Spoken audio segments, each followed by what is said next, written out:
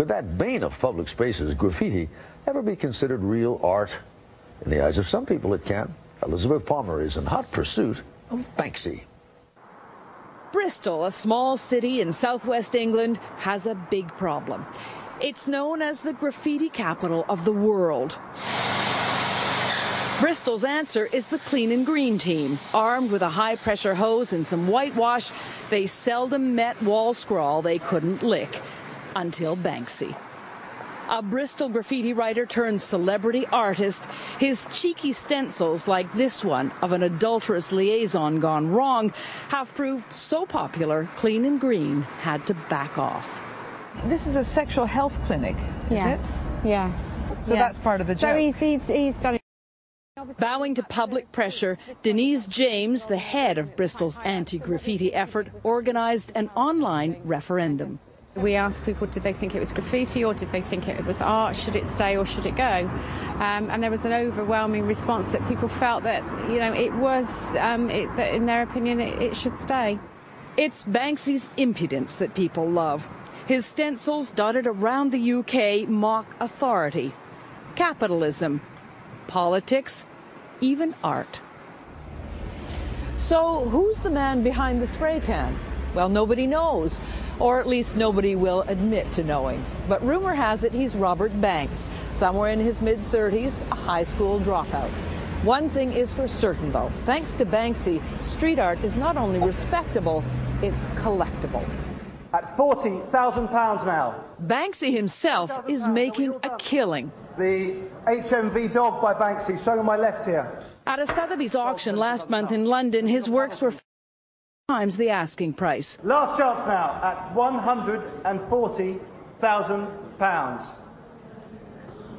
Unsold. What troubles me is how it may inspire younger, more impressionable people to see him as a man who is now probably a millionaire, and they want to be that guy. Colin Saysell, an officer with the British Transport Police, has been tracking Banksy for years.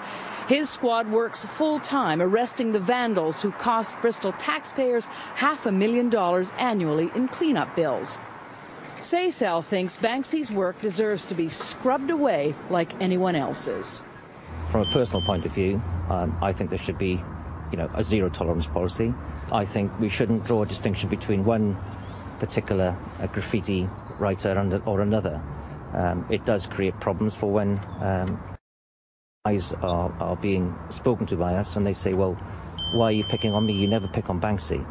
But Banksy's wit does set him apart, and so does his genius for publicity. That's definitely him, yeah. It's definitely Banksy.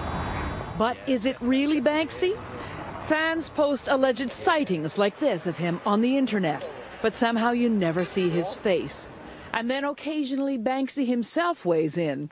In 2005, he stuck his own work up in New York's Brooklyn Museum and then posted pictures of the prank on his website. Have you ever seen Banksy? Not that I know of. This invisibility of Banksy. Is that because it basically keeps prices up, the mystique and the media attention keeps prices up? I think it's a romantic notion, and just like Robin Hood or the Scarlet Pimpernel. The Black Rat Gallery in London's East End assembled the work of other young street artists in November for a new show. Sensation with collectors.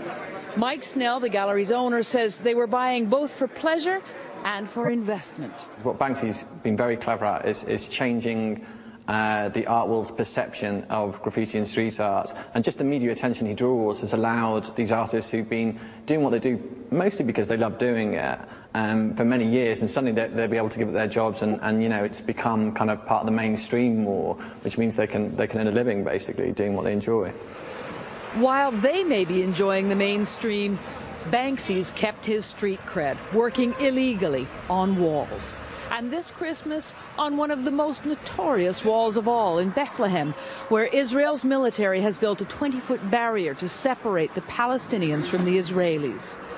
The work is pointed and poignant, but is it art? £20,000, thank you. That's a question that's pitted collectors against cops, while Banksy appears to be enjoying the joke.